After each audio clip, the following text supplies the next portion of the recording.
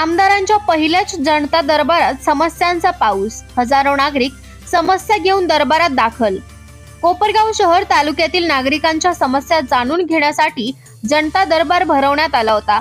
आमदार आशुतोष काळे हे निवडून आल्यानंतर आज 7 जानेवारी रोजी पहिलाच जनता दरबार कोपरगाव तहसील कार्यालयात आयोजित करण्यात आला होता। यावेळी कोपरगाव शहरासह तालुक्यातील नागरिकांनी विविध विभागांच्या संदर्भात अनेक समस्या मांडल्या। यात बहुतांशी समस्या या महसूल, वीज वितरण व नगरपालिका या विभागाच्या होत्या। नागरिकांनी उपस्थित केलेल्या प्रश्नांमुळे तहसीलदार तसेच पालिकेचे मुख्याधिकारी यांची मात्र उत्तर नसल्यामुळे मोठी गोची झाल्याचे बघावयास मिळाले। अनेक समस्यांचा पाऊस पडल्याने नागरिकांचा रोष दिसला। अनेक नागरिकांनी समस्यांचा पाढा वाचण्यास सुरुवात केली। अखेर प्रत्येकाला पुरेसा टाइम मिळत नसल्याचे लक्षात आल्याने आमदार आशुतोष काळे यांनी जनतेला आपण आपल्या समस्यांचे पत्र माझ्याकडे द्या, मी व माझे कार्यालय या तुमच्या समस्या सोडवण्यासाठी पाठपुरावा करू असे म्हटल्यावर समस्यांचे निवेदन देण्यासाठी नागरिकांची अक्षरशः झुंबड उडाल्याचे यावेळी बघावयास मिळाले। आणि हा म्हणता समस्यांच्या अर्जांचा ढीगच आमदार काळे यांच्या समोर जमा झाला। यामुळे आगामी काळामध्ये आमदार महोदयांनी जनतेच्या समस्या सोडवण्यासाठी पुरेसा वेळ व अधिकाऱ्यांवर वचक निर्माण करणे हे महत्त्वाचे ठरणार आहे। अन्यथा याचा उद्रेक झाल्यास नवल वाटू नये अशी सध्या परिस्थिती निर्माण झाली आहे। सध्याचा पाडा सुरू असतानाच आमदार काळेंनी पत्र मागवल्याने उपस्थित सर्व विभागाच्या अधिकाऱ्यांनी सुटकेचा निश्वास टाकला। यावेळी तालुक्याचे आमदार आशुतोष काळे म्हणाले की ज्या ठिकाणी निकृष्ट दर्जाचे काम वाटत असेल ते काम नागरिक अथवा इतर कोणीही त्या कामावर आक्षेप घेऊन ते बंद पाडू शकता। यावर आपण लवकर कारवाई करू। तसेच सर्व अधिकाऱ्यांनी समस्या घेऊन आलेल्या नागरिकांशी व्यवस्थित बोलावे। चिरीमिरीच्या नावाखाली नागरिकांचे कामे अडून त्यांची अडवणूक करत असेल, लाच मागण्यात आली तर त्यांच्यावर कठोरात कठोर कारवाई करण्यात येईल, कोणाचीही गय करण्यात येणार नाही असे देखील आमदार काळे म्हणाले। तर एवढे होऊनही यावर अधिकारी काय बोध घेतात व कशा पद्धतीने परिस्थिती हाताळतात हे बघणे महत्त्वाचे आहे।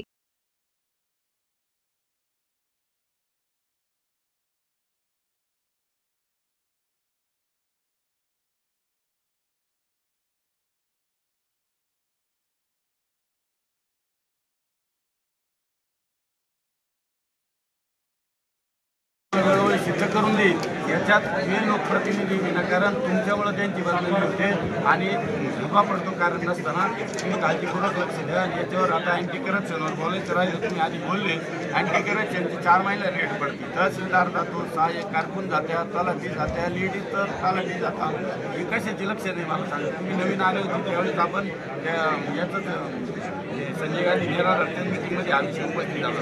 तो म्हणे मी नवीन आलेलो आहे, मी समुपदेशन करण म्हणे। समुपदेशन केलं का तुम्ही जर केला असेल तर या प्रकारे होतात कसं काय हे उत्तर। 7 जानेवारी 2024 रोजी तहसील कार्यालय कोपरगाव या ठिकाणी जनता दरबार आयोजित केलेला होता।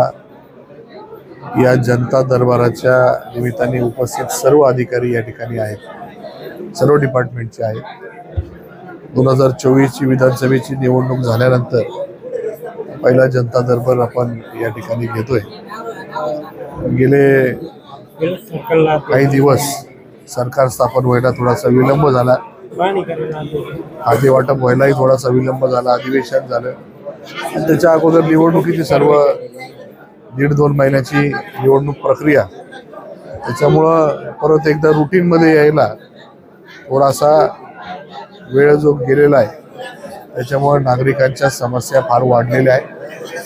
त्या समस्या किती वाढलेल्या आहेत हे आजच्या जे काही नागरिक या ठिकाणी मोठ्या संख्येने आले त्याच्यावरनं त्या ठिकाणी लक्षात येत आहे। जरी आता 2.5-3 महिने 4 महिने म्हणा हे थोडंसं कामकाज डिस्टर्ब झालेलं होतं, पुन्हा एकदा रुटीनमध्ये आणण्यासाठी सर्व शासकीय अधिकारी त्या ठिकाणी प्रयत्न करतील। माझा देखील त्या ठिकाणी पाठपुरावा राहील। लवकरात लवकर प्रत्येकाचे सार्वजनिक प्रश्न असतील, खाजगी प्रश्न असतील, ते मार्गी कसे लागतील यासाठी वारंवार त्या ठिकाणी आढावा घेतला जाईल। डिपार्टमेंट वाईज घेतलं जाईल अशा प्रकारची सूचना सर्व नागरिकांना देतो. आज अनेक पत्रकारांनी देखील या ठिकाणी अनेक प्रश्न मांडलेले, याची देखील योग्य ती दखल प्रत्येक डिपार्टमेंट घेईल आणि वेळच्या वेळी तुमच्याकडनं फीडबॅक घेतला जाईल. आज नुसतं जनता दरबार आहे म्हणून नाही, आपण आता पत्रकार दिन कालच झालेला आहे, त्याच्या तुम्हाला शुभेच्छाच आहे. पण इथून पुढे देखील आपण वेळच्या वेळी भेटून ज्या काही अडचणी नागरिकांमध्ये जाणवत आहे, लोकशाहीमधला एक तुमचा महत्त्वाचा भाग आहे आणि म्हणून तुमच्या माध्यमातून लोकांच्या अडचणी अजून कशा कळतील असा माझा प्रयत्न त्या बैठकीच्या निमित्ताने असेल.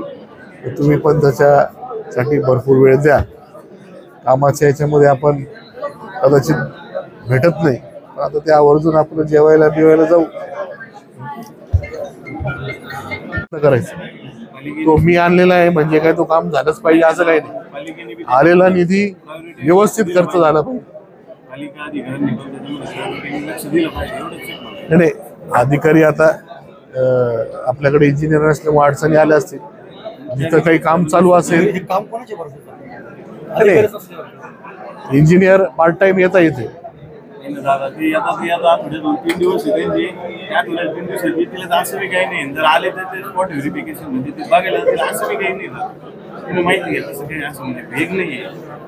नाही गंभीर विषय आहे, जिथं तुम्हाला पण कुठे जाणवत असेल.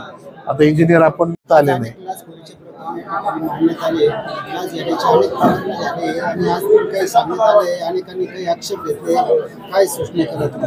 अनेकांना इथं प्रश्न मांडता आले नाही, कारण की अनेक लोक संख्या खूप मोठी होती आणि प्रत्येकाचा प्रश्न जर तोंडी इथे मांडायचा, त्याचं उत्तर घ्यायचं हे शक्य नव्हतं. त्याच्यामुळे प्रत्येकाचा जो काही अर्ज आहे तो आम्ही या ठिकाणी स्वीकारलेला आहे. त्याला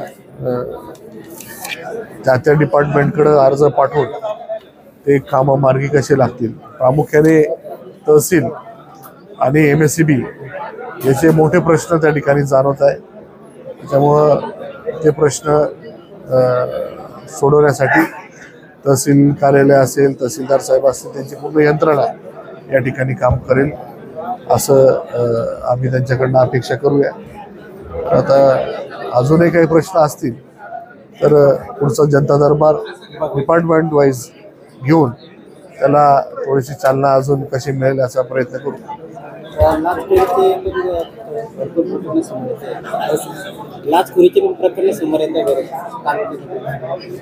आणि आता लाचखोरचे प्रकरण बरेच म्हणजे तहसील असेल, बाकीचे डिपार्टमेंट असतील, तर माझी तहसीलदार किंवा सगळ्याच अधिकाऱ्यांना हीच विनंती का आपण आपल्या स्टाफला त्या ठिकाणी आपल्यावर असलेली जबाबदारीची जाणीव करून दिली पाहिजे. आपल्याला पगार आहे, आपल्याला पगार चालू आहे, आपली जबाबदारी आहे. आपण नागरिकांचं त्या ठिकाणी त्यांचं त्यांना सहकार्य केलं पाहिजे. जी काही आपल्यावर जबाबदारी आहे त्या पद्धतीने काम केलं पाहिजे.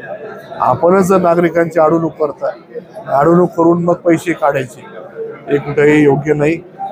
त्याच्यामुळं नागरिकांचे कामं त्या ठिकाणी न झाल्यामुळं नाईलाजाने ते पैसे देतात आणि अशा प्रकारच्या गोष्टी घडतात. आणि चुकीची सवय आपल्या सर्व अधिकाऱ्यांना किंवा कर्मचाऱ्यांना लागते. त्यामुळे ते कायम अशी अडवणूक करण्याचं काम त्यांच्या कामकाजामध्ये करत असतात. त्याच्यामुळे मुळातच आलेला माणूस त्याचा प्रश्न लवकर कसा सुटेल, की उगाच आपण काहीतरी वेडं वाकडं त्याला सांगायचं आणि त्याचं प्रकरण लांबवायचं आणि मग पैसे दिले तर लगेच ते मार्गी लावायचं. हा प्रकार त्या ठिकाणी थांबला पाहिजे. तर कठोर कारवाई करण्यासाठी त्या ठिकाणी मी सरकारकडे त्या ठिकाणी मागणी करणार आहे. गरज पडली, मी जरी महायुतीचा एक सदस्य जरी असलो, गरज पडली तर आंदोलनही करायला त्या ठिकाणी तयार असेल. त्याच्यामुळे कुठेही आपण समजू नये का आम्ही आपल्या चुकीच्या कामावर पांघरून घालण्याचं काम करू. जिथे आम्हाला चूक दिसेल तिथे मी असेल, आमचे पदाधिकारी असतील, आमचे कोणी प्रतिनिधी असतील किंवा पत्रकार असतील, तिथे आपल्याला त्या ठिकाणी जाब विचारण्याशिवाय राहणार नाही. एवढी आपण त्या ठिकाणी दखल घ्यावी. सगळ्याच डिपार्टमेंटला आहे ही सूचना आहे. तेव्हा आपण सर्वांनी त्या ठिकाणी योग्य सूचना आपल्या कर्मचाऱ्यांना करावी एवढीच मी सर्वांना सांगेन. शासकीय कार्यालय असतील, पालिका असेल, MSCB असेल, महसूल असेल, इतर शासकीय कार्यालय असतील, अधिकारी कर्मचाऱ्यांची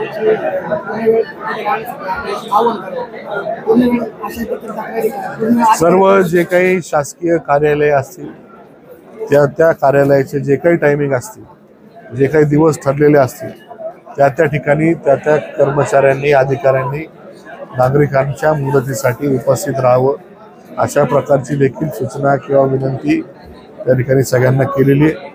आणि मी मागच्या काळामध्ये सांगितलेलं आहे, तुम्ही एक काम कमी झालेलं चालेल, परंतु नागरिकांशी व्यवस्थित बोललं गेलं पाहिजे, ही सूचना सर्व कर्मचाऱ्यांना आपण दिली पाहिजे.